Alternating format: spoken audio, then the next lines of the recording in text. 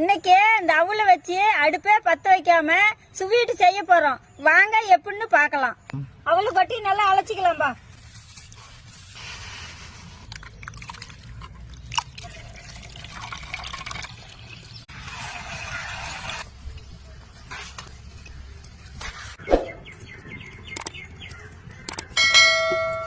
தண்ணிய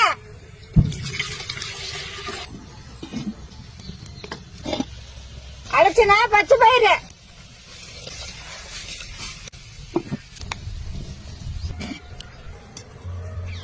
வெந்து பாச்சி அரைக்கலாம். தண்ணி இருத்துக்கிட்டே நல்லா மத்து போட்டு கடைஞ்சிக்கலாம். நுணுக்குனா